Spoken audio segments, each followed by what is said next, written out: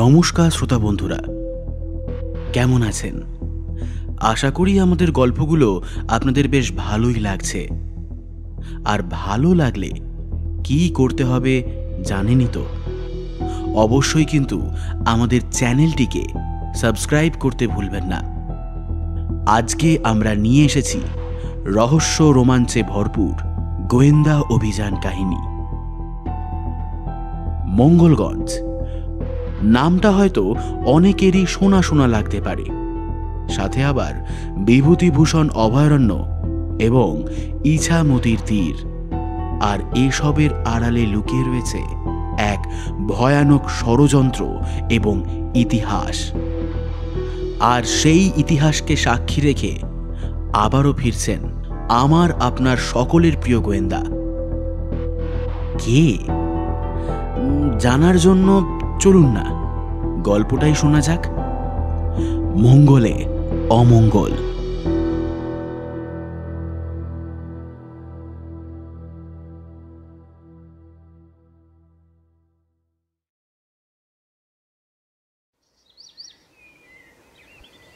বলছি, শীতে কোথাও একটা ঘুরতে গেলে কেমন হয়?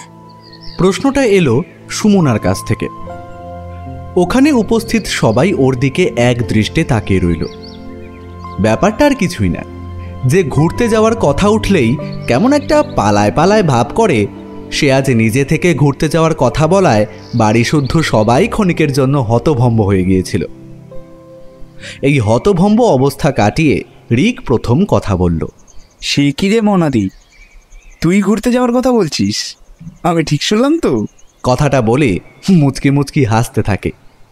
সুমনা রিকের দিকে আর চোখে তাকিয়ে গম্ভীর ভঙ্গিতে বলল, হ্যাঁ, তুই ঠিকই শুনেছিস রিক। সুমনা আর রিক দুই পিঠাপিঠি ভাই বোন, একজন মামাতো আর অপরজন পিস্তুতো। আরও ভালো করে বললে বিষয়টা এই দাঁড়ায় যে রিকের বাবা পরিতোষ হালদার আর সুমনার মা শিবানী সেন পরস্পর ভাই বোন। শীতের ছুটিতে দুটো পরিবার এক হয়েছে একটা রবিবারের সকালবেলায়। সুমনা সম্প্রতি কলকাতা বিশ্ববিদ্যালয় থেকে ইতিহাস নিয়ে পড়াশোনা করছে। ওর বাড়িতে মা, বাবা এবং পোষা কুকুর ভুলু ছাড়া আর কেউ নেই। ওর বাবা অরুণ সেন ব্যাংকে চাকরি করেন, মা হাউসওয়াইফ। রিক এবারে উচ্চ মাধ্যমিক পাশ করে কলেজে ভর্তি হতো, কিন্তু ও 1 বছর ডাক্তারি পরীক্ষার প্রস্তুতি নিতে চায়, তাই আর কোনো কলেজে ভর্তি হয়নি। নিট পরীক্ষার জন্য একটা কোচিং সেন্টারে ভর্তি হয়েছে। ওদের দুজনের কথার মাঝে সুমনার মামি রঞ্জনা গরম গরম লুচি আর আলুর তরকারি নিয়ে হাজির হলো। রবিবারের সকাল লুচি আর আলুর তরকারি ছাড়া ঠিক জমে না, এর সঙ্গে একটু জিলিপি হলে মন্দ হতো না। এই তো শালাবাবু, তুমি বললে আর আমি জিলিপি রাবড়ি নিয়ে হাজির। এই দেখো, রঞ্জনার তো আবার রাবড়ি ভীষণ প্রিয়, কি বলো? আরে জামাই বাবু, আসুন আসুন। আপনার তো কালকে আসার কথা ছিল দিদি আর মনাকে সঙ্গে নিয়ে, তা না করে আপনি ওদের পাঠিয়ে দিয়ে নিজে আজ আসছেন। আরে কি করব বলো, কাল একটা পুরনো বন্ধুর সাথে দেখা হয়ে গেল। এবার তার সাথে কথা বলতে বলতে এমন দেরি হয়ে গেল যে ভাবলাম আজ সকালেই তোমার এখানে আসি, কাল রাত্রির আর এসে কাজ নেই। আর তাছাড়া অত রাতে গাড়ি চালিয়ে এলে তোমার দিদি আবার খুব রাগ করতো, জানো তো। ও, তুমি এসে গেছো, ভালো করেছো। এখানে বসে খেয়ে নাও তো। কথাটা বলে শিবানী দেবী লুচি তরকারির প্লেটটা অরুণবাবুর দিকে এগিয়ে দিলেন। ওদিকে সবার চোখের আড়ালে রিক কখন যেন সুমনার প্লেট থেকে একটা লুচি সাবার করে দিয়েছে। সুমনা যতক্ষণে ব্যাপারটা খেয়াল করেছে, লুচি ততক্ষণে রিকের পেটে হজম হয়ে গেছে। সুমনা চোখ কটমট করে রিকের দিকে তাকালে রিক একটা ফিচেল হাসি হেসে আবার নিজের খাবারে মনোনিবেশ করে।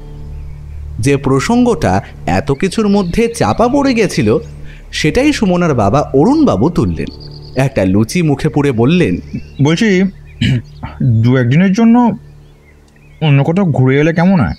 রিকের বাবা পরিতোষবাবু বললেন, কোথায় যাবেন, তাও আবার 2-1 দিনের জন্য?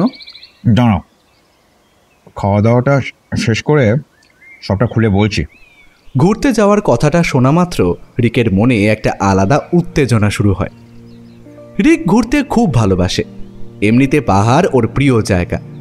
তবে সমুদ্র জঙ্গল এসব জায়গায় ঘুরতে ওর মন্দ লাগে না। কিন্তু এবার কোথায় যাওয়া হবে সেটা না জানা পর্যন্ত ওর যেন তরই সইছে না।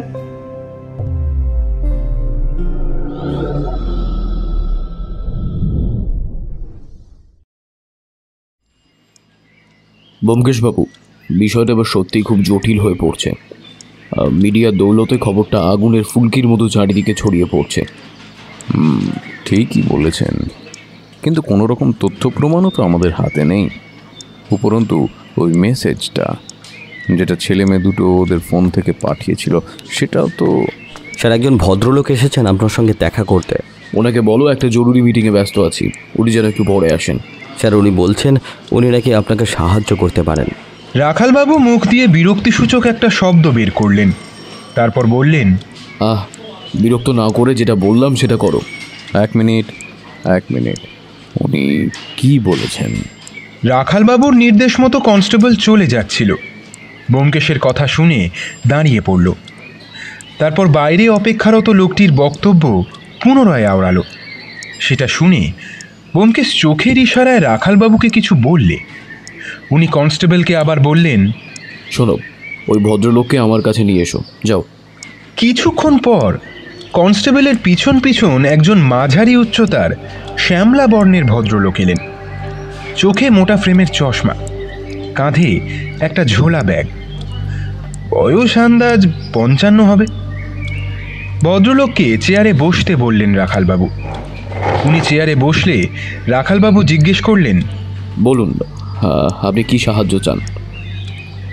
সবার প্রথম আপনার পরিচয়টা দিন।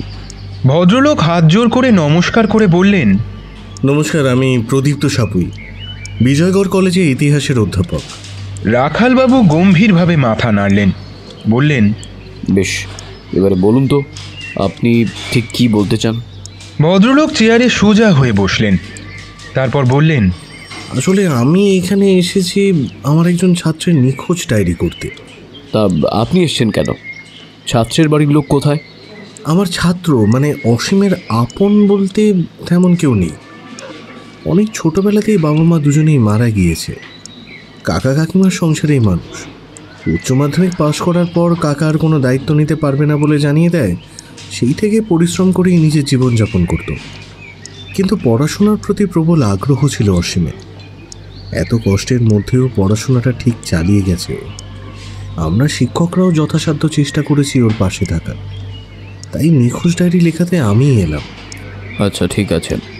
আপনি অসীমের কোনো ছবি এনেছেন? হ্যাঁ, এই যে। কবে থেকে নিখোঁজ? তা প্রায় 1 সপ্তাহ হয়ে গেল। তবে ওর সাথে আমার শেষ কথা হয়েছিল 28শে জানুয়ারি, কলেজের শেষে। সে কি, 1 সপ্তাহ হয়ে গেছে আর আপনি এখন এসছেন? এতদিন কি করছিলেন? আসলে যেদিন ওর সাথে আমার শেষ কথা হয়েছিল সেদিন ও বলেছিল ও নাকি সোমবার মানে 30শে জানুয়ারি একটা প্রজেক্টের জন্য তথ্য সংগ্রহ করতে বেরোবে। সেই মতো ও গিয়েও ছিল। সেই দিনই ফিরে এসে কলেজে আমার সাথে দেখাও করবে বলেছিল। কিন্তু বিকেল হয়ে গেলেও অসীম ফেরে না। এই নিয়ে কলেজে সবাই চিন্তাও করছিল। তার উপর ওকে ফোনেও পাওয়া যাচ্ছিল না। আমরা তো কিছুই বুঝতে পারছিলাম না। ঠিক তার পরের দিন অর্থাৎ মঙ্গলবার ওর নাম্বার থেকে একটা মেসেজ আসে। কি মেসেজ? ভদ্রলোক প্রশ্নটা শুনে নিজের ফোনটা রাখালবাবুর দিকে এগিয়ে দেন। রাখালবাবু মেসেজটা পড়ে ব্যোমকেশের দিকে ফোনটা বাড়িয়ে দিলেন।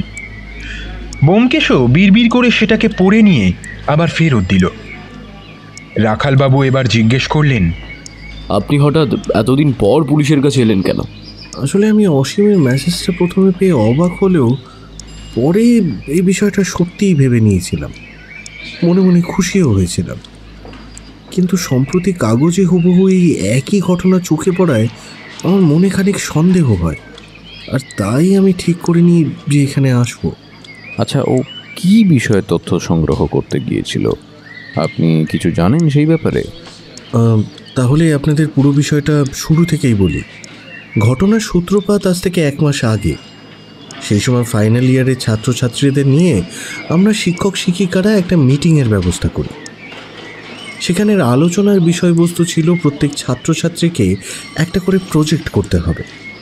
পুরো প্রজেক্টটা শেষ করার জন্য ওই মোটামুটি 1 সপ্তাহ মতো সময় দেওয়া হবে। বিষয়টা যেহেতু ইতিহাস, তাই প্রজেক্টের টপিক ইতিহাস নির্ভরই হতে হবে। অসীম বরাবরই সবার থেকে আলাদা আর মেধাবী এবং পরিশ্রমী ছাত্র। অবশ্য সেটা আমি আপনাদের প্রথমেই বলেছি।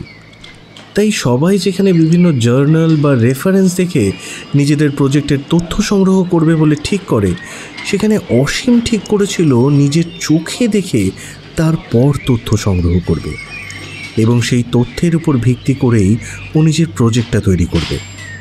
সেই মতোই সে খোঁজাখুঁজিও শুরু করলো যে কোথায় কি পাওয়া যায় সেই ব্যাপারে।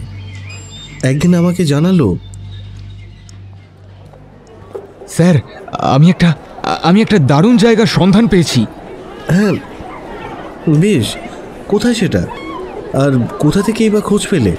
আমার এক বন্ধু মারফত। তবে এখনই আপনাকে সবটা বলতে পারছি না, আগে গিয়ে দেখি, তারপর আপনাকে এসে সব জানাবো। আচ্ছা বেশ। স্যার ভাবছি যে আগামীকালই ওখানে যাব, আর সময় নষ্ট করা ঠিক হবে না। বেশ ঠিক আছে। ব্যাস, ওর সাথে আমার শেষ কথা এটাই হয়েছিল। তার পরের ঘটনা তো আপনাদের বললামই। নিন জল খান, আর আপনি কনস্টেবলের সাথে যান, একটা ডায়েরি করুন, এরপর আমরা দেখছি। কোনো খবর পেলে আপনাকে জানানো হবে। রাখালবাবু চেয়ার ছেড়ে উঠতে গেলে বোমকেশ সোনাকে জিজ্ঞেস করে, আচ্ছা, আপনি বললেন মেসেজটা পেয়ে আপনি খুশি হয়েছিলেন, কিন্তু কেন খুশি হয়েছিলেন সেটা তো বললেন না। আসলে অসীমের হেয়ালি করে কথা বলার একটা অভ্যাস ছিল।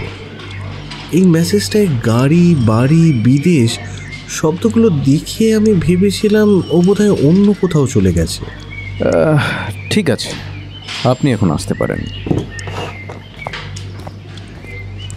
আচ্ছা ব্যোমকেশবাবু, কেসটা কিছু বুঝলেন? আমার তো মনে হচ্ছে আমরা শুধু বিষয়টা জটিল করে ভাবছি। 3 জন প্রাপ্তবয়স্ক মানুষ নিজেদের ইচ্ছেই কোথাও গেছে, তাতে আমাদের আদেও কিছু করার আছে? আপনি কি করে নিশ্চিত হচ্ছেন যে ওরা নিজেদের ইচ্ছায় গেছে?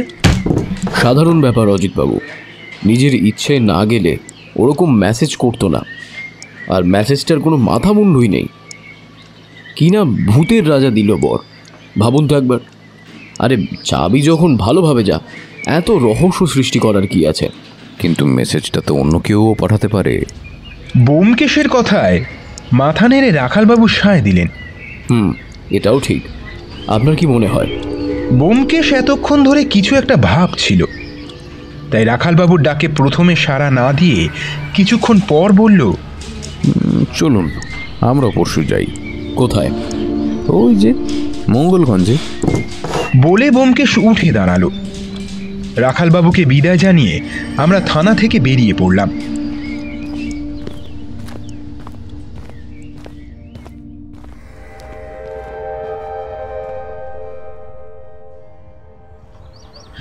বাড়ি এসে হাত মুখ ধুয়ে বসেছি, পুঁটিরাম এসে চা দিয়ে গেল।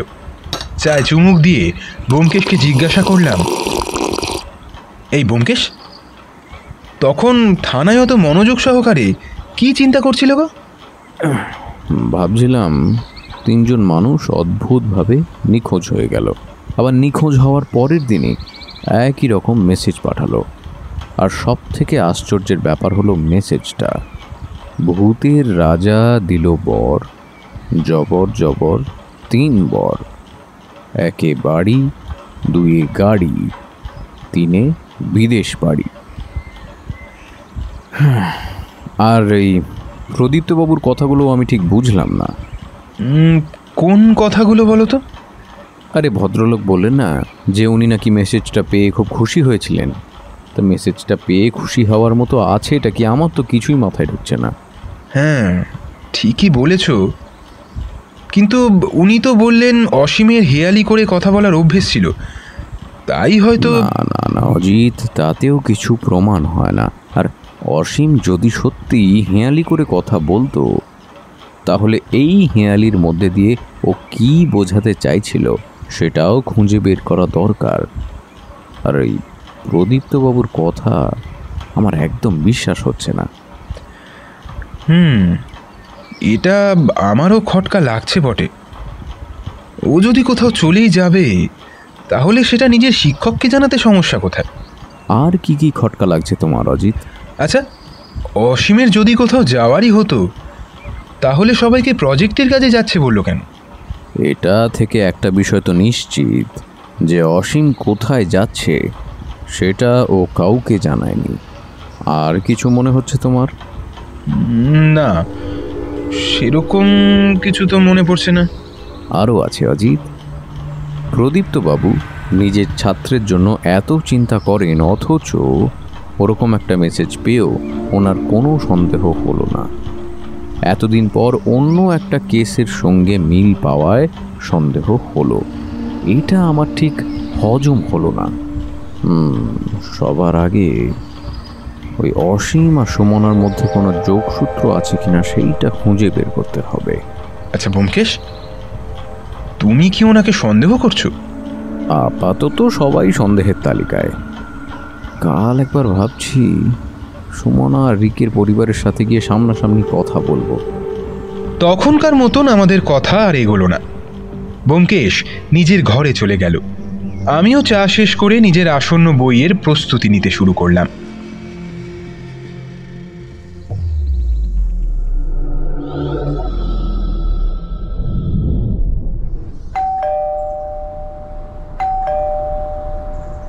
গুনে গুনে ঠিক 3 বার কলিং বেল বাজাবার পর একটি ছেলে এসে দরজা খুলল।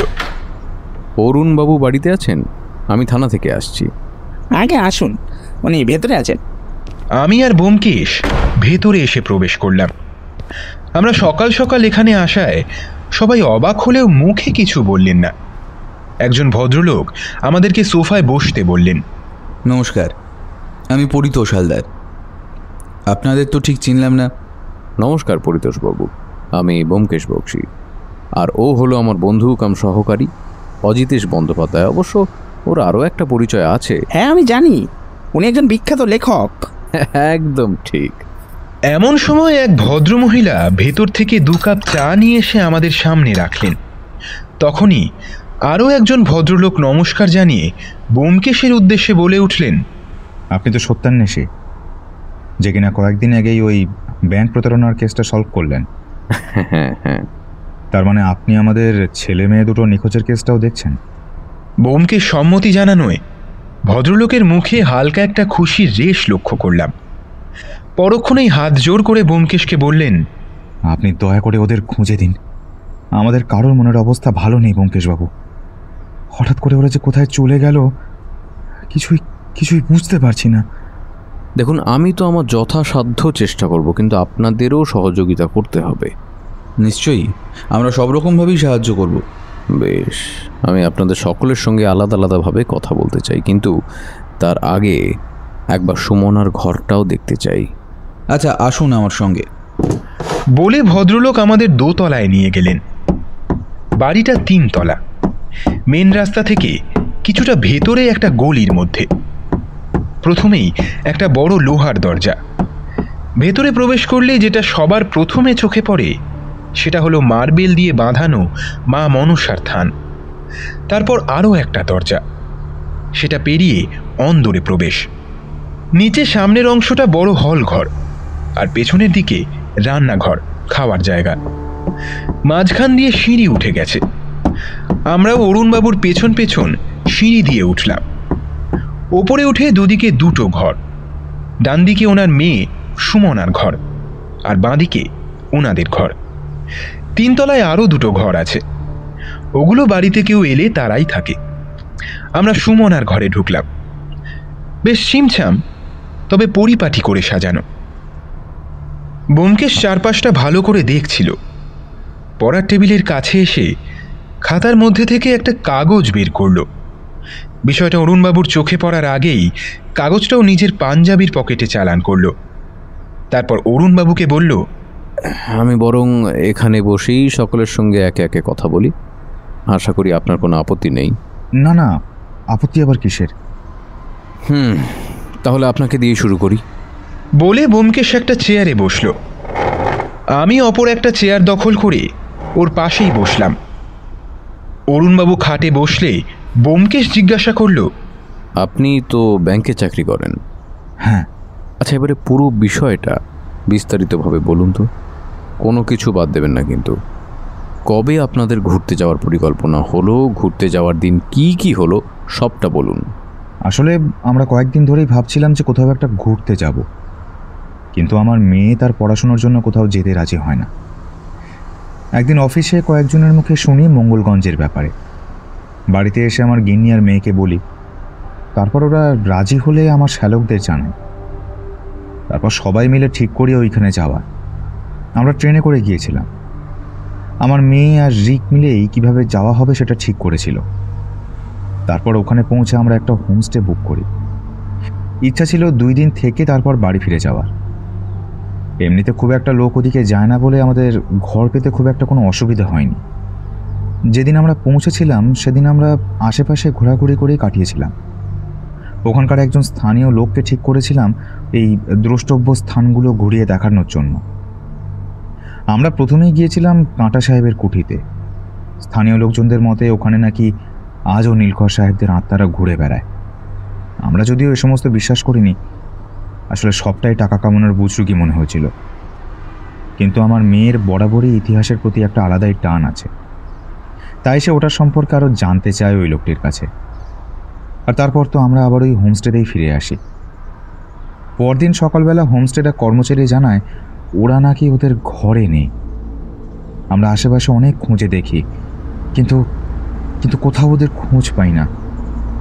সেই মুহূর্তে কী যে করব সেটা একদম বুঝতে পারছিলাম না ব্যোমকেশবাবু। ছেলে মেয়ে দুটো হঠাৎ করে কোথায় যে চলে গেল, এখন কাকেই বা জিজ্ঞাসা করব, কিছুই মাথায় আসছিল না।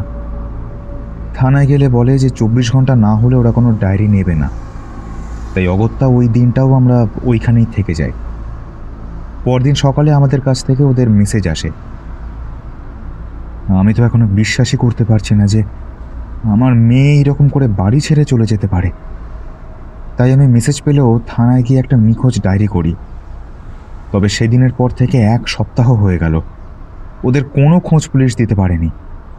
হ্যাঁ, এখন আমার একমাত্র ভরসা আপনিই ব্যোমকেশবাবু, দয়া করে কিছু একটা করুন। আপনারা ওখানে যে হোমস্টেতে ছিলেন ওখানকার নামটা আর ফোন নাম্বারটা আমাকে দেবেন। আর ঠিক আছে, এখন আপনি আসুন আর আপনার স্ত্রীকে পাঠিয়ে দেবেন। আচ্ছা, এটা কি সেই মঙ্গলগঞ্জ, মানে যেখানে বিভূতিভূষণ বন্দ্যোপাধ্যায়ের বাড়ি? ব্যোমকেশের উত্তর দেওয়ার আগেই অরুণবাবুর স্ত্রী দরজা দিয়ে প্রবেশ করলেন। ব্যোমকেশ ওনাকে বলল, বসুন বসুন। শান্ত ধরা গলায় ভদ্রমহিলা বললেন, বলুন, আপনার কি কি জিজ্ঞেস করার আছে? আপনার নাম? আমি শিবানী সেন। আচ্ছা, আপনার মেয়ে হঠাৎ করে কাউকে কিছু না জানিয়ে কোথাও চলে যেতে পারে বলে আপনার মনে হয়? না। আপনার মেয়ের মধ্যে আপনি কি কোনো অস্বাভাবিক আচরণ লক্ষ্য করেছিলেন? না। আর কিছু? বাইরে একজন ছেলেকে দেখলাম, সে কে? ও আমার মেয়ের বন্ধু, ওর সাথে একই কলেজে পড়ে। আমার মেয়ের কাছে ওর একটা বই ছিল, সেটাই নিতে এসেছে। কি বই? সেটা জিজ্ঞেস করা হয়নি, তার আগেই আপনারা চলে এলেন। আচ্ছা, আপনি এবার আসতে পারেন, আর ওই ছেলেটিকে একবার পাঠিয়ে দিন। ভদ্রমহিলা ঘাড় নেড়ে চলে গেলেন। ব্যোমকেশ ঘাড় ঘুরিয়ে একবার সুমনার পড়ার টেবিলটা দেখতে লাগলো। আমি বুঝলাম ও কিছু একটা খুঁজছে। এমন সময় সেই ছেলেটি এলো। ওকে বসতে বলে ব্যোমকেশ একটা বই ওর দিকে বাড়িয়ে দিয়ে বলল, তুমি মনে হয় এই বইটা নিতে এসেছো। আমি দেখলাম বইটির মলাটে লেখা, নীল করো নীল চাষ, প্রাচীন বঙ্গদেশের গ্রাম্য জীবনের অভিশাপ। নিচে লেখকের নামটা দেখে অবাক হলাম। ব্যোমকেশের থেকে বইটা নিয়ে উল্টে পাল্টে দেখতে লাগলাম। ব্যোমকেশ ছেলেটিকে জিজ্ঞাসা করল, আচ্ছা সুদীপ্ত, তুমি সুমনার ব্যাপারে কি কি জানো? আমি কি করে জানবো? তুমি তো ওর সাথে একই কলেজে পড়ো, ওর সম্পর্কে কিছু তো জানবে। দেখুন, ও তো এমনিতে কারোর সাথে খুব একটা মিশতো না, সবসময় নিজের পড়াশোনা নিয়েই থাকতো। আমার থেকে এই বইটা চেয়েছিল, আমি দিয়েছিলাম। তার মানে ও তোমাকে বলেছিল যে ও মঙ্গলগঞ্জে ঘুরতে যাবে? হ্যাঁ, আসলে ও একদিন কথায় কথায় আমাকে বলেছিল যে ওরা বাড়ির সবাই মিলে ঘুরতে যাবে। আমাকে আরও বলেছিল নীলকর সাহেবদের উপরে কোনো বই থাকলে আমি যেন ওকে দিই। হঠাৎ তোমাকে বলেছিল কেন? আসলে আমার জেঠু ইতিহাসের প্রফেসর, তাইও আমাকে বলেছিল। প্রদীপ্ত সাপুই তোমার জেঠু হন? হ্যাঁ। আচ্ছা, তুমি এখন যাও, তবে ওই বইটা আমার একটু লাগবে, ওটা রেখে যেও, আমি তোমার জেঠুকে ফেরত দিয়ে দেবো। সুদীপ্ত ব্যোমকেশের কথাটা শুনে কিছুটা অবাক হলেও মুখে কিছু বলল না, চুপচাপ ঘর থেকে বেরিয়ে যাচ্ছিল। ব্যোমকেশের কি মনে হতে ওকে পিছন থেকে ডেকে বলল, সুদীপ্ত, সুমনার কোনো প্রেমিক ছিল বা খুব কাছের কোনো বন্ধু? সেই বিষয়ে আমি কিছু জানি না, কলেজে এরকম কেউ আছে বলে তো মনে হয় না। তবে তবে তবে কি থামলে কেন? কি বলতে চাও, পরিষ্কার করে বলো। আসলে কোচিংয়ে যদি কোনো বন্ধু থেকে থাকে তো আমি সেই ব্যাপারে কিছু জানি না। তুমি ওর সাথে কোচিংয়ে পড়তে না? না, আসলে ও তো আমার জেঠুর কাছে পড়তো, আর আমি জেঠুর কাছে যে কোনো সময় পড়তে পারতাম, তাই আলাদা করে কোচিংয়ের সময় পড়তাম না। এক মিনিট, তুমি বললে যে সুমনা তোমার কাছে বই চেয়েছিল, আবার বলছো সুমনা তোমার জেঠুর কাছে পড়তো।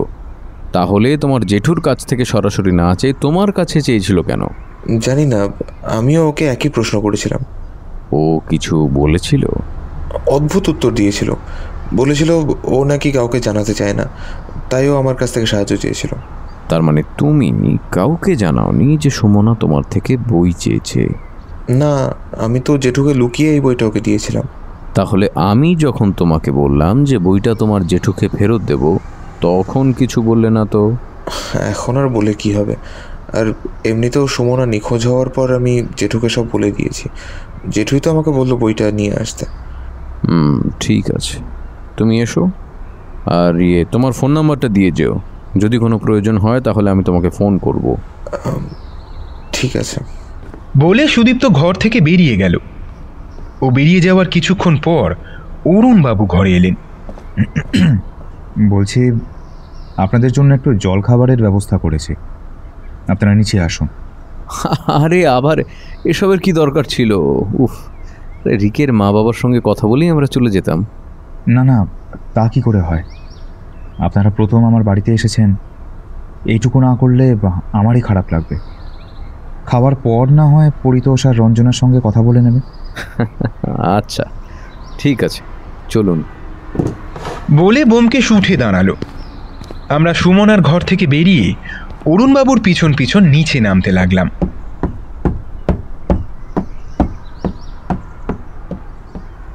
হল ঘরে এসে দেখি পরিতোষবাবু বসে আছেন। আমরা সোফায় বসতেই শিবানী দেবী আর রঞ্জিনী দেবী দুজনে আমাদের জন্য লুচি, তরকারি আর মিষ্টি প্লেটে করে সাজিয়ে দিয়ে গেলেন। আমাদের খেতে বলে পরিতোষবাবু ওখান থেকে উঠে ভেতরে চলে গেলেন। আমি একটা লুচি খেতে খেতে ব্যোমকেশকে একটা প্রশ্ন করতেই যাচ্ছিলাম, ব্যোমকেশ তার আগেই গম্ভীর স্বরে বলল, এখন কোনো কথা নয়, চুপচাপ খাও, তারপর বাকি কাজ সেরে ফিরতে হবে। অগত্যা আর কোনো কথা না বলে খাবারে মনোনিবেশ করলাম। খাওয়া দাওয়ার পর্ব মিটিয়ে ব্যোমকেশ রিকের বাবা মার সাথে কথা বলল। ওনাদের সঙ্গে কথা বলে সেরকম কিছু জানা গেল না। আমরা অরুণবাবুকে বিদায় জানিয়ে চলেই আসছিলাম, ভদ্রলোক আরেকবার ব্যোমকেশকে হাত জোর করে বললেন, ব্যোমকেশবাবু, আপনি দয়া করে দেখুন যত তাড়াতাড়ি সম্ভব আমাদের ছেলে মেয়ে দুটোকে খুঁজে বার করা যায়, দয়া করুন। আমি আগেই বলেছি, আপনারা সহযোগিতা না করলে কাজটা সহজ হবে না। আমরা তো সহযোগিতা করলাম, আপনি যা যা জিজ্ঞাসা করলেন সবটাই তো বললাম। তাই ভেবে দেখুন তো সব বলেছেন কিনা। যদি কিছু বাদ পড়ে যায় তাহলে রাখালবাবুকে ফোন করে জানাবেন। আজ আসি। আচ্ছা, নমস্কার। বলে আমরা বেরিয়ে পড়লাম। বড় রাস্তায় এসে একটা রিক্সা ধরে থানার দিকে রওনা দিলাম।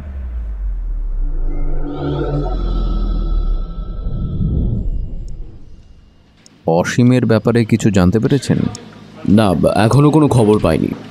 হ্যাঁ, আপনি এক কাজ করুন, প্রদীপবাবুর পিছনে আপনার একজন লোক লাগিয়ে দিন। উনি কখন কোথায় যাচ্ছেন, কি করছেন, সব খবরটা জানা চাই।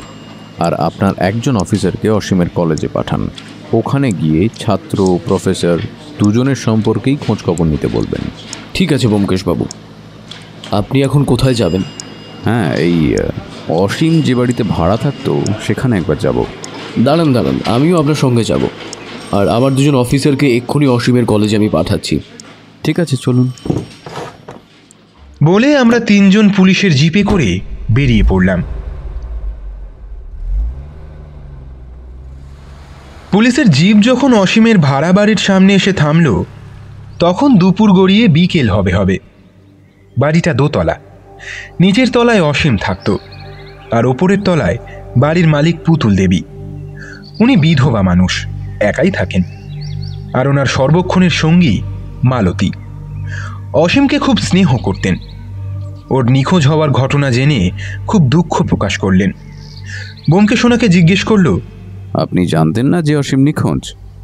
না, আমাকে বলেছিল কোনো একটা কি কাজে যেন যাবে। তারপর আমিও আমার মেয়ের কাছে শিলিগুড়িতে গিয়েছিলাম, কালকে এসেছি, তাই কিছুই তো জানি না। আচ্ছা, আমরা একবার অসীমের ঘরটা দেখতে চাই। হ্যাঁ, দেখুন না, এই নিন চাবি। বলে ভদ্রমহিলা একটা চাবি এগিয়ে দিলেন। আমরা চাবি নিয়ে নিচে এসে অসীমের ঘরে ঢুকলাম। ভেতরে ঢুকে চারপাশটা ভালো করে দেখছি, এমন সময় ব্যোমকেশকে দেখলাম বুকশেলফ থেকে একটা বই বের করতে। আমি আর রাখালবাবু ওর কাছে গিয়ে দেখলাম ব্যোমকেশ বইয়ের ভেতর থেকে একটা ভাঁজ করা কাগজ বের করেছে। আমি জিজ্ঞেস করলাম, এটা কি?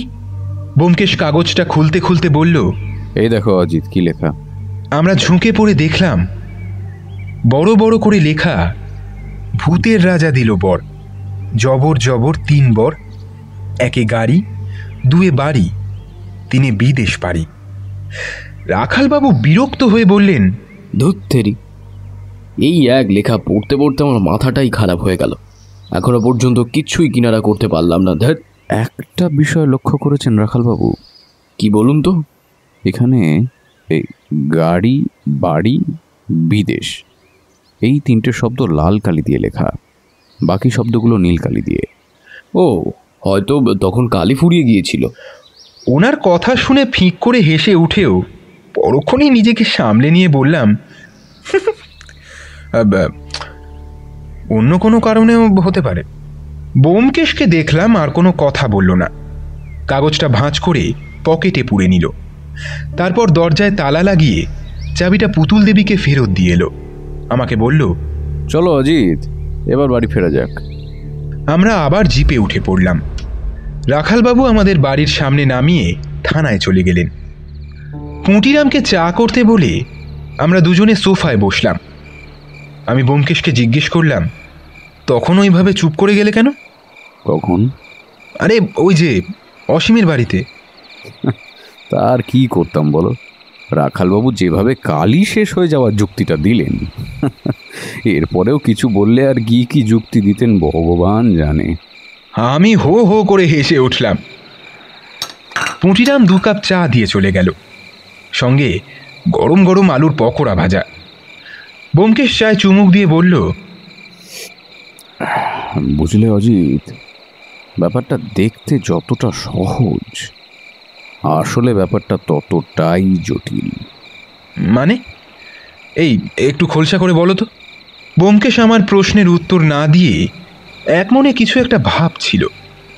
আমি আবার জিজ্ঞেস করলাম, এই কি ভাবছো ব্যোমকেশ?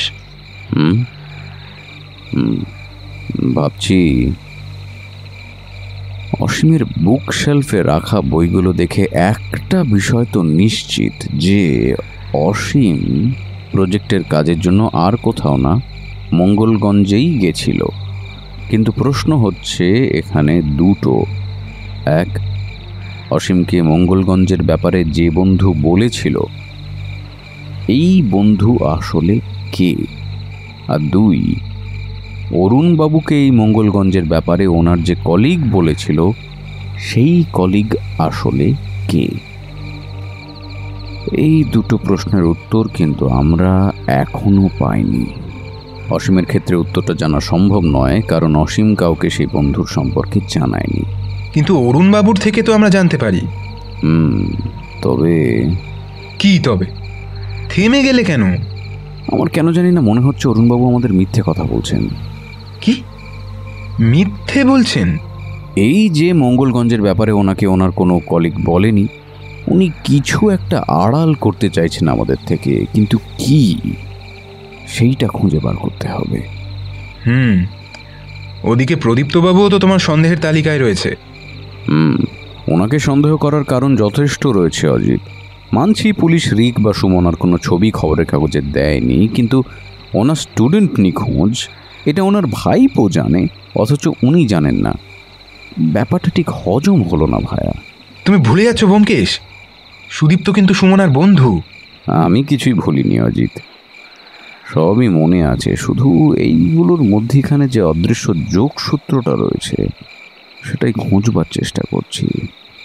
যেমন যেমন বলছি, তবে তার আগে তুমি তোমার খাতার পেন নিয়ে বসো তো।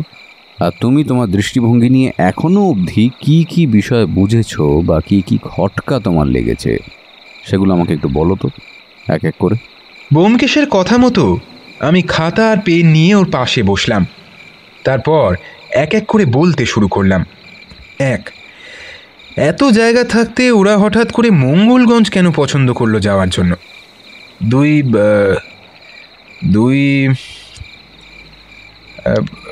না, আর তো কিছু মনে পড়ছে না। তোমার প্রথম প্রশ্নের উত্তর দিতে গেলে আমাকে আগে এই বইটা পড়তে হবে। আচ্ছা, তুমি সকালে সুমনার ঘরের পড়ার টেবিল থেকে কি একটা কাগজ যেন নিজের পাঞ্জাবির পকেটে ঢুকিয়েছিলে না? কি লেখা ছিল কাগজটা? ওই কাগজে কি লেখা ছিল সেটা জানলে তুমি অবাক হয়ে যাবে। কি এমন লেখা ছিল শুনি? হ্যাঁ, এই দেখো। আরে আরে এটা তো ওই লেখাটা। বন্ধু, এটা শুধু লেখা বা মেসেজ নয়, এটার পিছনে কোনো একটা রহস্য আছে যেটা আমি এখনো বুঝতে পারিনি। তা এখন কি করবে? আপাতত এই বইটা শেষ করব। আচ্ছা, আমি তাহলে শুতে গেলাম। নিদ্রা দেবী আমায় গভীরভাবে আহ্বান জানাচ্ছেন, সেই আহ্বান আমার পক্ষে উপেক্ষা করা অসম্ভব হয়ে পড়ছে ব্যোমকেশ। বলে আমি আমার ঘরে চলে গেলাম। ব্যোমকেশকে দেখলাম ওখানে বসেই বইটা খুলে পড়তে লাগলো।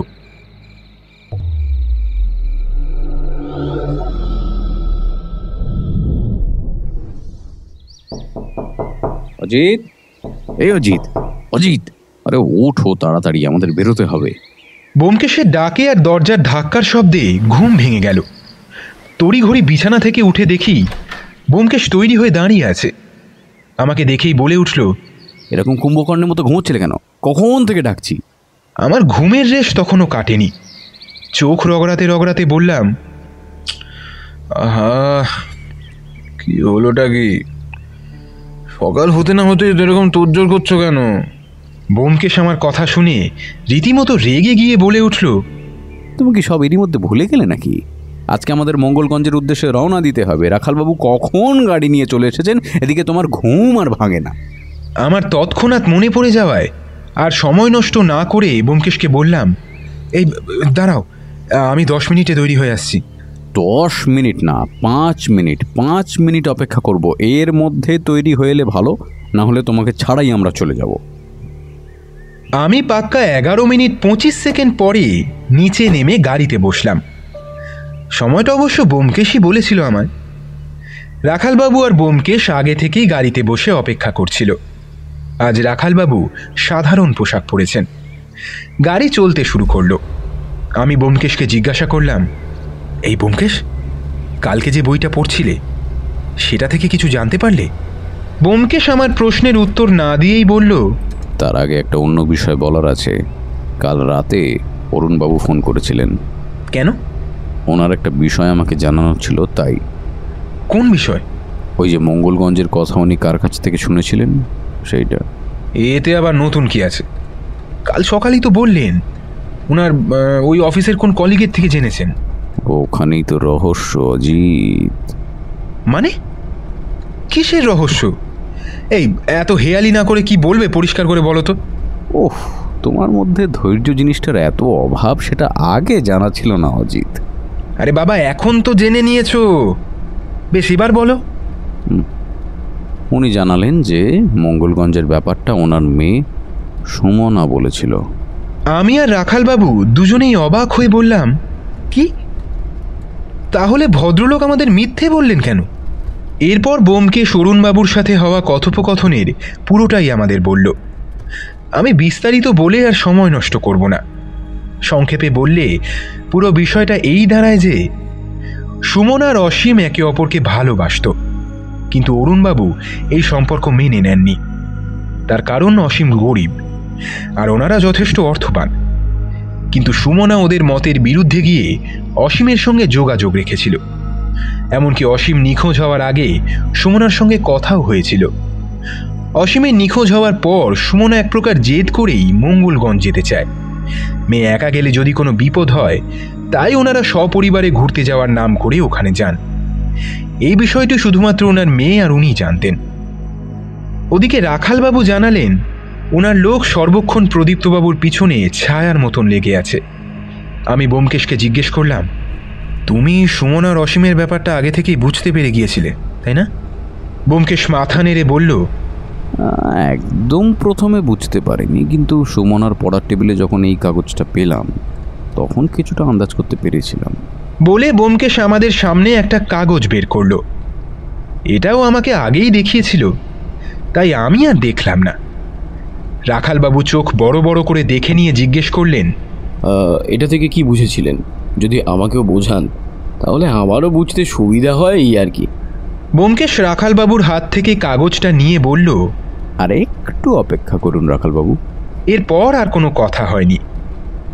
এইভাবে কতক্ষণ আর চুপ করে বসে থাকা যায়? তাই আমি বোমকেশকে জিজ্ঞেস করলাম, তুমি আমার প্রশ্নের উত্তর দিলে না তো? হ্যাঁ, কোন প্রশ্ন অজিত? আমি পুনরায় বোমকেশকে প্রশ্নটা স্মরণ করিয়ে দিতে ও বলল, ওই বইটায় আমি অনেক তথ্যই পেয়েছি। ওটা যে সাহিত্যিক বিভূতিভূষণ বন্দ্যোপাধ্যায়ের জন্মস্থান, যা বর্তমানে বিভূতিভূষণ অভয়ারণ্য পরমাদান নামে পরিচিত, সেটা তো তোমার অজানা নয়। এছাড়াও ইন্টারেস্টিং বিষয় হলো ওখানে একটা জায়গা আছে যা কাটা সাহেবের কুঠি নামে কুখ্যাত। আনুমানিক 1803 সালে বনগা নাটাবেড়িয়ার মঙ্গলগঞ্জের জমিদার ছিলেন মঙ্গলচন্দ্র আশ। তার পুত্র লক্ষণচন্দ্র আশ বিদেশে পড়াশোনা করেছিলেন। সেই সূত্রে কিছু সাহেব বন্ধুও তার ছিল। জমিদার লক্ষণচন্দ্রের সাহেব বন্ধুরা তাকে উপদেশ দেয় যে দেশে ফিরে নীল চাষ করে ব্যবসা করলে সবচেয়ে বেশি লাভবান হবে।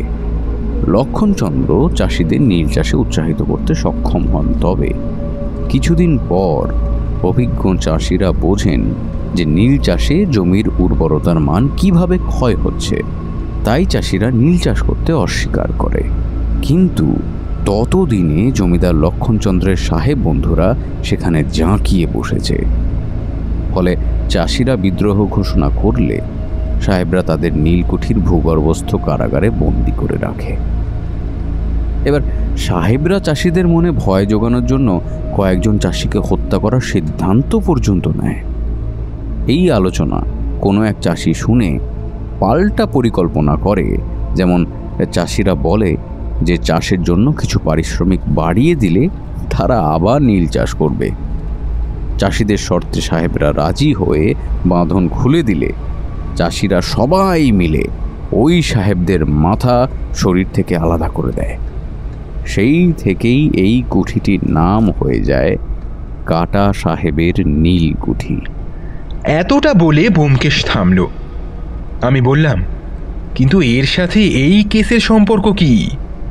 সেটাই তো পরিষ্কার হলো না। তার জন্য তো আমাদের ওখানে পৌঁছতে হবে, তবেই তো একটা একটা করে রহস্যের জাল কেটে সত্য উদ্ঘাটন করা সম্ভব হবে। আমি এখানে আসার আগে রিক আর সুমনার বাড়ির লোকেদেরকেও বলে এসেছি এখানে আসার জন্য, তবে ওনাদের আগামীকাল আসতে বলেছি। এই বোমকেশ, তোমার মাথায় এখন ঠিক কি চলছে বলো তো? বোমকেশ জানালা দিয়ে বাইরে তাকিয়ে বলল, চলছে তো অনেক কিছুই অজিত, তবে সেটা বলার জন্য সঠিক সময় এখনো আসেনি। বোমকেশকে আরও কিছু জিজ্ঞেস করতে যাচ্ছিলাম, এমন সময় রাখালবাবুর ফোন বেজে উঠল। উনি গম্ভীরভাবে ফোনের অপর প্রান্তে থাকা ব্যক্তির কথা শুনছিলেন, আর মাঝে মাঝেই ঠিক আছে ইত্যাদি শব্দ ওনার মুখ থেকে বের হচ্ছিল। কথা শেষ করে ফোনটা পকেটে রেখে আমাদের দিকে ঘাড় ঘুরিয়ে বললেন, বোমকেশবাবু, খবর আছে। আচ্ছা, প্রদীপ্তবাবুকে যে ফলো করছিল সে আমাকে এইমাত্র ফোন করে জানালো উনি সকাল সকাল বাড়ি থেকে বেরিয়ে স্টেশনে এসে কিছুক্ষণ অপেক্ষা করছিলেন, তারপর টিকিট কেটে ট্রেনে উঠে পড়েন। আমার লোক ওনার পিছনেই আছে। আমি বোধহয় জানি উনি কোথায় যাচ্ছেন। রাখালবাবু বিস্ময়ের সাথে বলে উঠলেন, হ্যাঁ, আপনি জানেন কি করে? আর প্রদীপ্তবাবুই কোথায় যাচ্ছেন?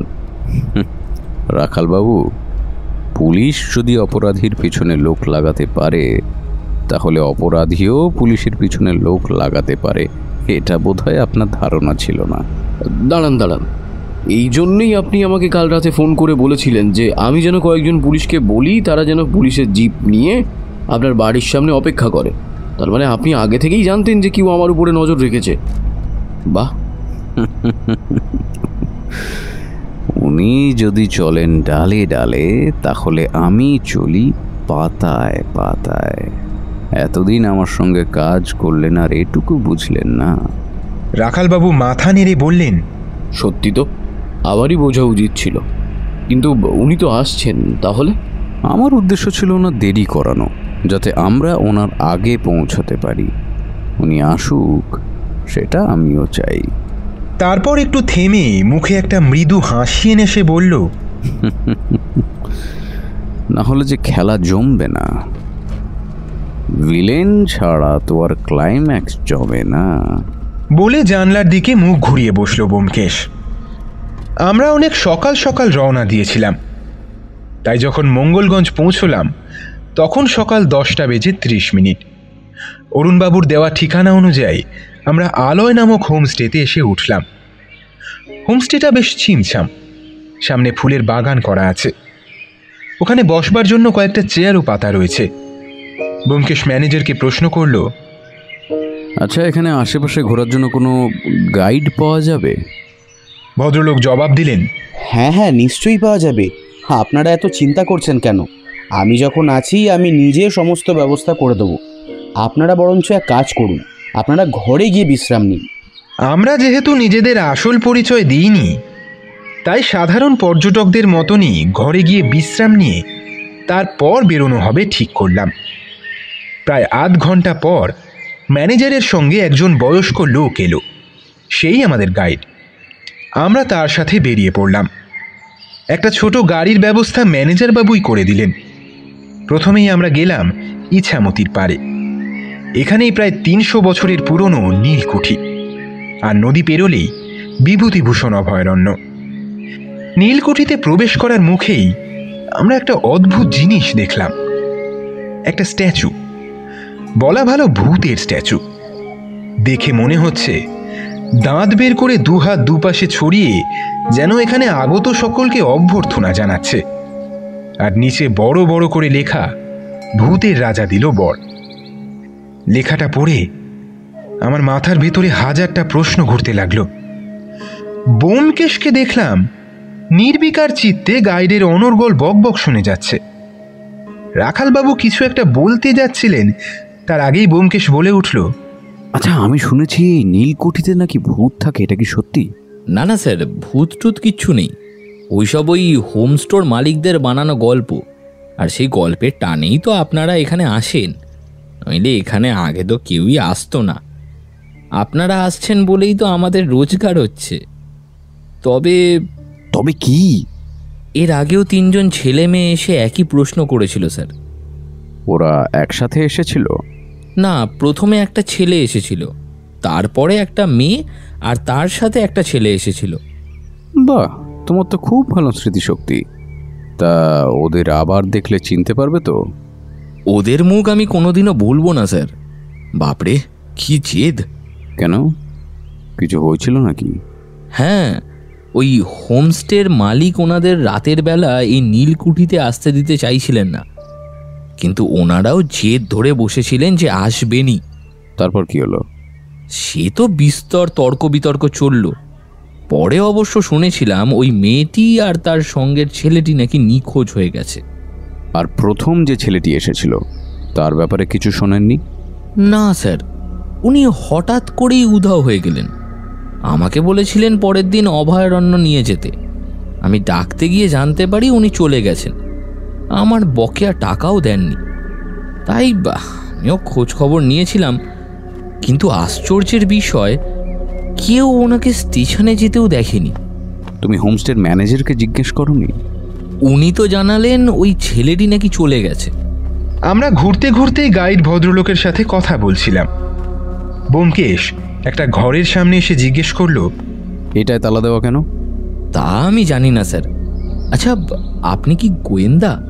আমাকে তো প্রশ্ন করছেন। না না না, আমি কোনো গোয়েন্দা টোয়েন্দা নই, আমি নিছকই কৌতূহল থেকে জিজ্ঞেস করছিলাম। ও আচ্ছা, আপনারা নদী পার করে ওপারে যাবেন না? ব্যোমকেশ হাত ঘড়ির দিকে তাকিয়ে বলল, আমি যাব না, বাকি দুজন যাবে বলে আমাকে নিচু স্বরে বলল, অজি চোখ কান খোলা রেখে চলবে, ভুলে যেও না তুমি শুধুমাত্র একজন পর্যটক। আমি হোমস্টেতে ফিরে যাই, দরকার আছে।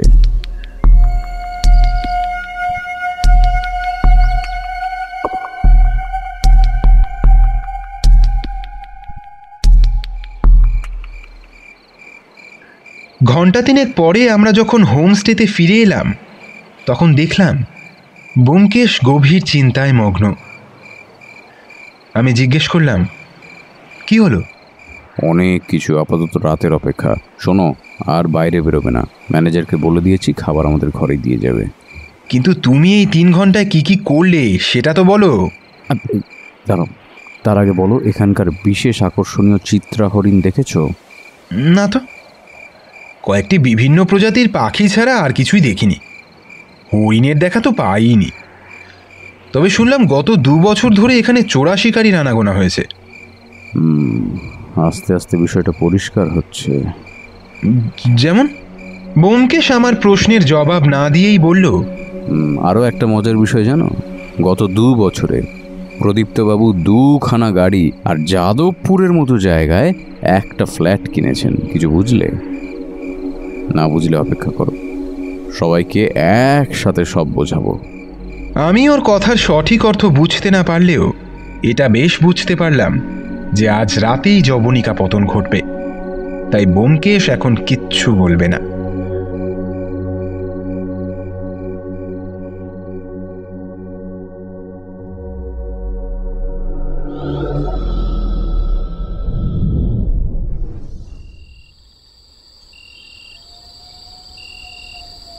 ব্যোমকেশের পূর্ব নির্দেশ মতন আমি আর রাখালবাবু নীলকুঠি থেকে কিছুটা দূরে একটা ঝোপের আড়ালে লুকিয়ে আছি। এখান থেকে আমাদের দেখা না গেলেও আমরা সবটাই পরিষ্কার দেখতে পাচ্ছি। ব্যোমকেশ আসছি বলে কোথায় যে গেল বুঝতে পারছি না। এদিকে রাখালবাবু এই অন্ধকারে আন্দাজের ওপর নির্ভর করে একটার পর একটা মশা মেরে রাজ্য জয়ের মতন খুশি হচ্ছেন। আমার বুকের ভেতর উত্তেজনা ক্রমশ বেড়েই চলেছে। হঠাৎ দেখি একজন মাঝারি উচ্চতার ব্যক্তি নীলকুঠিতে প্রবেশ করল। এমন সময় রাখালবাবু সামান্য নড়ে উঠলেন। সেই সামান্য শব্দ শুনে ব্যক্তিটি আবার বেরিয়ে এলেন। কিছুক্ষণ অপেক্ষা করে পুনরায় ভেতরে ঢুকে পড়লেন। মিনিট 10 পরেই ভেতর থেকে একসাথে অনেকজনকে বেরোতে দেখলাম। সেই মুহূর্তেই একটা শীষের শব্দ। ব্যাস, সঙ্গে সঙ্গে চারিদিক থেকে কয়েকজন এসে সবাইকে ঘিরে ফেলল। আমরাও এগিয়ে গেলাম। ব্যোমকেশের গুরুগম্ভীর গলার স্বর শোনা গেল, খবরদার, কোনো রকম চালাকি করবেন না। এখানে প্রত্যেকের হাতে বন্দুক আছে, আর সেগুলো সবকটাই আপনার দিকে তাক করা। আপনার খেলা শেষ। রাখালবাবুর হাতে থাকা টর্চটা উনি জ্বালাতেই দেখলাম আমাদের সামনে প্রদীপ্তবাবু দাঁড়িয়ে আছেন, আর ওনার 2জন সাগরেদ রয়েছে যারা সুমন আর রিককে ধরে রেখেছে। ওরা দুজনেই অচৈতন্য অবস্থায় রয়েছে। সুমন আর রিককে উদ্ধার করে কাছাকাছি হাসপাতালে নিয়ে যাওয়া হলো। আর হাতে নাতে ধরা পড়ার পর প্রদীপ্তবাবুর মুখটা রাগে গজগজ করছিল। 2জন সাগরেদ সহ ওনাকে কোমরে দড়ি পরিয়ে পুলিশের জিপে তোলা হলো। আমরা হোমস্টেতে ফিরে এলাম। এতক্ষণ ধরে পরপর যা ঘটল তার সবটাই আমার কাছে কোনো সিনেমার চেয়ে কম মনে হলো না। আমার কাছে পুরো বিষয়টা এখনো পরিষ্কার নয়। ধীরে ধীরে সকাল হচ্ছে। রাখালবাবু ফিরে এসেছেন। ব্যোমকেশকে বললেন, বাবা, আপনি তো একসাথে অনেক কেসের সমাধান করে দিয়েছেন, আপনাকে তো সরকার থেকে পুরস্কৃত করা হবে। এবার বলুন তো পুরো কেসটা। হ্যাঁ, তবে তার আগে বলুন সুমনা আর রিকের কি খবর?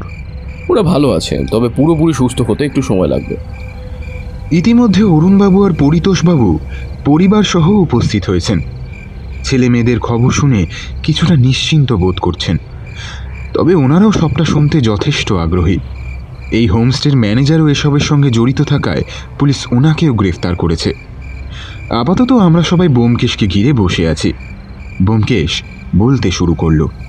প্রথমেই বলি, এই কেসটার সমাধানের অনেকটা কৃতিত্ব অসীমের। ও যদি নিজের জীবনের ঝুঁকি নিয়ে কেসটা সমাধানের চেষ্টা না করত, তাহলে হয়তো আমরা কিছুই জানতে পারতাম না। শুধু দুর্ভাগ্য এটাই যে আমরা ওকে বাঁচাতে পারিনি। প্রদীপ্তবাবু গত 2 বছর ধরেই এই দুষ্কর্মের সঙ্গে জড়িত। উনি কিভাবে জড়িয়ে পড়েছেন সেটা পুলিশ ঠিক ওনার মুখ থেকে বের করে নিতে পারবে। আমি যেটা জানি সেটা বলছি। প্রদীপ্তবাবু তো এখানেই আছেন। যেগুলো আমি জানি না সেগুলো উনি বলবেন। আমরা যখন সুমনার বাড়িতে যাই তখন ওখানে প্রদীপ্তবাবুর ভাইপো সুদীপ্তকে দেখতে পাই। তখনই জানতে পারি সুমনা ওনার ছাত্রী। তখন থেকেই ওনার উপর আমার সন্দেহ গাঢ় হতে থাকে। এরপর ওর ঘরে খোঁজাখুঁজি করি, তখন ওখান থেকে একটা বই পাই। ওই বইটাও আমাকে অনেকটা সাহায্য করেছে। সুমনা আর অসীমের সম্পর্ক কেউ মেনে না নেওয়ায় ওরা নিজেদের মধ্যে যোগাযোগের একটা অভিনব মাধ্যম বের করে। ওরা যেহেতু এক জায়গায় টিউশনি পড়তো, তাই বই দেওয়া নেওয়ার মাধ্যমে ওদের কথা হতো। রাখালবাবু প্রশ্ন করলেন, হ্যাঁ কিভাবে? কিভাবে? চিঠি লিখে সেটা বইয়ের মধ্যে দিয়ে দিত। আর অসীম কোনোভাবে জেনে গিয়েছিল প্রদীপ্তবাবুর এই সমস্ত দুষ্কর্মের কথা, আর সেটা ও চিঠিতে লিখে সুমনাকে জানায়। এটাও বলে ও মঙ্গলগঞ্জে যাবে আর প্রদীপ্তবাবুর সব কারবার সবার সামনে নিয়ে আসবে। সেই মতোই ও কাউকে না জানিয়ে মঙ্গলগঞ্জে যায়। অসীম যে প্রদীপ্তবাবুর ব্যাপারে জানে সেটা উনি জানতেন না। দুর্ভাগ্য বলো কি সৌভাগ্য, প্রদীপ্তবাবুকে হাতে নাতে ধরে ফেলে অসীম। কি তাই তো প্রদীপ্তবাবু? উনি একটা চেয়ারে বসেছিলেন, মাথা নিচু করে বললেন, হ্যাঁ, একদিন আমাকে ফোনে কথা বলতে শুনে নিয়েছিল অসীম। তখন থেকেই ওর মনে আমাকে নিয়ে সন্দেহ জন্মায়। আমার ব্যাপারে খোঁজ খবরও নেওয়া শুরু করে ও। আমি 2 বছরে কি করে 2টো গাড়ি বাড়ি কিনেছি সেটা নিয়েও ওর মনে সন্দেহ জন্মায়। আমি এসবের কিছুই জানতাম না। আমি প্রতি শনি রবিবার এখানে আসতাম। আমি জানতাম না যে অসীমও এখানে এসেছে। আমার লোকেরা জানায় কেউ একজন ওদের লুকিয়ে ভিডিও করছিল, তারা ওকে ধরে বেঁধে রেখেছে। আমি সোমবার রাতেই এখানে আসি, আর এসে দেখি ওটা অসীম। ওকে অনেক বোঝানোর চেষ্টা করি, ওকে অংশীদার করানোর কথা বলি, কিন্তু ও কিছুতেই রাজি হয় না। রাগের বশে ওকে মেরে ফেলি আমি। এমনিতেও ওর কেউ খোঁজ খবর করতো না, তাই কোনো চিন্তাও ছিল না। কিন্তু আপনি জানতেন না যে আপনার এই সমস্ত দুষ্কর্মের আরও একজন সাক্ষী আছে। হ্যাঁ, এখানে আসার আগে অসীম সুমনাকেও সব জানিয়ে এসেছিল, আর একটা সংকেতও দিয়ে এসেছিল। কিন্তু একটা বিষয় পরিষ্কার হলো না, অসীম তো প্রথমবার আসছিল, তাহলে আগে থেকে সংকেত কি করে দিল? প্রশ্নটা রাখাল বাবু করলেন। আসলে আমি যখন ফোনে কথা বলছিলাম ও সব শুনেছিল। আমার আড্ডাটা কোথায় সেটাও ও শুনেছিল। অসীম খুব বুদ্ধিমান ছিল প্রদীপ্তবাবু, তাই ও সংকেতে গাড়ি বাড়ি বিদেশ এই 3টি শব্দকে লাল কালি দিয়ে লিখেছিল, যাতে ওগুলোতে বেশি দৃষ্টি পড়ে। সুমনাও যথেষ্ট বুদ্ধিমতী, ও আপনার খোঁজ পেয়ে গিয়েছিল। কি করে? আমার মুখ ফসকে কথাটা বের হলো। সংকেতটা প্রদীপ্তবাবুর লেখা বইয়ের মধ্যেই লুকিয়ে রেখেছিল, আর আলাদা আলাদা 2টো পৃষ্ঠায় ওনার 2টো গাড়ির নাম্বার লিখে রেখেছিল লাল কালি দিয়ে। নীল কুঠি নিয়ে যে পৃষ্ঠায় লেখা, সেই পৃষ্ঠাটাও আলাদা করে চিহ্নিত করে রেখেছিল। আর সব থেকে বড় প্রমাণ, আপনার নামের নিচে লিখে রেখেছিল ইতিহাসের রক্ষকই ইতিহাসের ভক্ষক। আপনি যে গত 2 বছর ধরে এই অঞ্চলের দুর্লভ প্রজাতির পশু, বিশেষত চিত্রা হরিণ পাচারকারীদের দলের সঙ্গে যুক্ত আছেন, সেটা অসীম ধরে ফেলেছিল। ও চেয়েছিল যদি ওর কিছু হয়েও যায়, সুমনা যেন সবটা পুলিশকে জানায়। কিন্তু সুমনা পুলিশকে জানানোর আগে নিজে এখানে এসেছিল। ওরাও কি আপনাকে দেখে ফেলেছিল? হ্যাঁ, আমি জানতাম না যে অসীম সুমনাকেও সব জানিয়েছে। ওকে এখানে দেখেই আমি সব বুঝতে পারি। হোমস্টের ম্যানেজার আমারই লোক। ও আমাকে জানায় সুমনা আর ওর ভাই রাতের বেলা হোমস্টে থেকে বেরিয়েছে।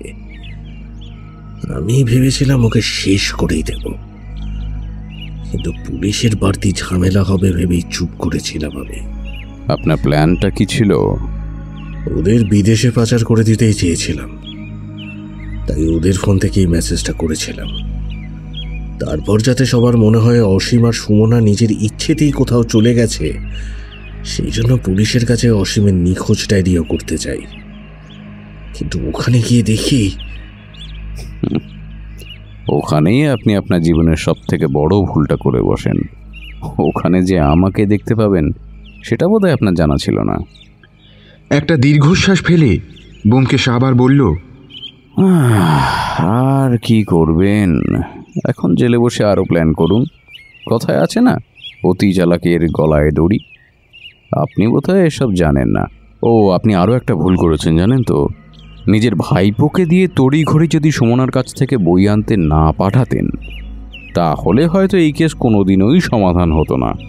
ব্যোমকেশের কথা শেষ। রাখালবাবু অপরাধীদের নিয়ে বেরিয়ে গেলেন। অরুণবাবুরাও হাসপাতালে যাবেন। আমি ব্যোমকেশকে বললাম, চলো, বাড়ি ফিরবে না? ব্যোমকেশ আড়মোড়া ভাঙতে ভাঙতে বলল, দাঁড়াও দাঁড়াও, এত দূর এলাম আর পরমাদান অভয়ারণ্যটা না দেখে চলে যাব? নীলকুঠিটাও একবার ভালো করে দেখতে হবে।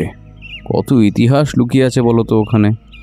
আচ্ছা, তুমি কি করে বুঝলে যে নীলকুঠিতে কিছু গন্ডগোল আছে?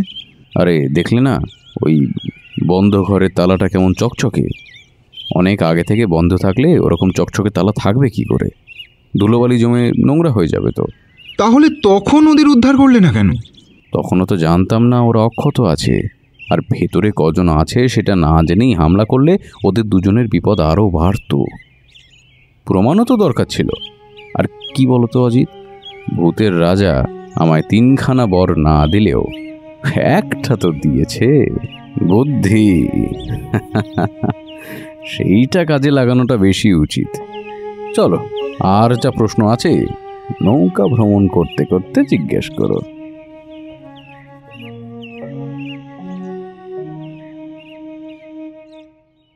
আমরা দুজনে একটা ভ্যান ভাড়া করে নীলকুঠির কাছে এলাম। নীলকুঠিটা ভালো করে দেখে ভাবলাম, সত্যি এটা আজও কত ইতিহাস, অত্যাচার, অন্যায়ের সাক্ষী হয়ে দাঁড়িয়ে রয়েছে। কালের নিয়মে এটাও একদিন হয়তো হারিয়ে যাবে, কিন্তু এর সাথে জড়িত সেই ইতিহাসগুলো বারে বারে ফিরে আসবে। চারিদিকে মনোমুগ্ধকর প্রকৃতি, হালকা মৃদুমন্দ বাতাস যেন বহুদিনের ক্লান্তিকে ভুলিয়ে দিচ্ছে। হাঁটতে হাঁটতে নৌকোর কাছে এলাম। নদীর ওপারে বিভূতিভূষণ অভয়ারণ্য। সেখান থেকে ভেসে আসছে না জানি কত বিচিত্র পশু পাখির ডাক। সত্যি এখানে এসে মনে হচ্ছে প্রকৃতির সবুজ সতেজ চাদরে শহরের সমস্ত কোলাহল, একরাশ ব্যস্ততা যেন চাপা পড়ে গেছে। থমকে গেছে চাওয়া পাওয়ার হিসেব। প্রকৃতির রাজ্যে সেখানে মানুষ নয়, সে নিজেই রাজা। আরেকবার দেখে নিয়ে দুজনে নৌকায় উঠলাম।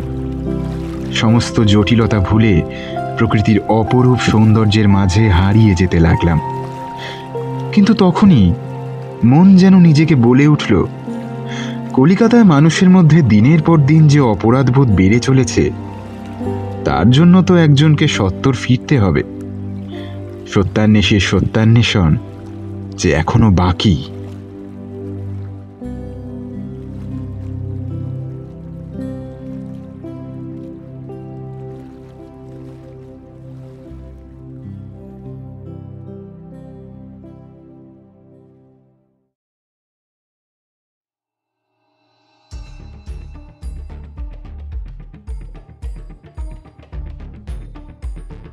তাহলে বন্ধুরা, কেমন লাগলো আমাদের আজকের গল্প অবশ্যই কিন্তু জানাতে ভুলবে না।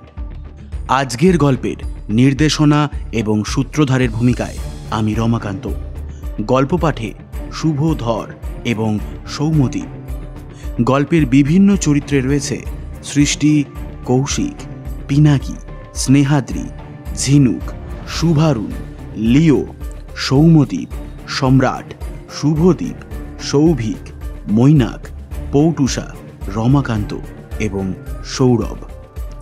আজকের গল্পের আবহ পরিকল্পনায় রয়েছে ফিনিক্স অডিওভার্স থেকে শুভজিৎ। আজকের গল্পের প্রচ্ছদ নির্মাণে রয়েছে শুভদীপ ব্যানার্জি। তাহলে আজকের মতো এই পর্যন্ত। খুব শীঘ্রই ফিরছি আরও একটি নতুন গল্প নিয়ে। আর বন্ধুরা, অবশ্যই আমাদের গল্পগুলো ভালো লাগলে লাইক কমেন্ট করতে ভুলবে না এবং আপনাদের নিকটবর্তী আত্মীয় পরিবার পরিজনের মধ্যে শেয়ার করে দেবেন। আর হ্যাঁ, সাবস্ক্রাইব করতে অবশ্যই কিন্তু ভুলবে না। ফিরছি খুব শীঘ্রই।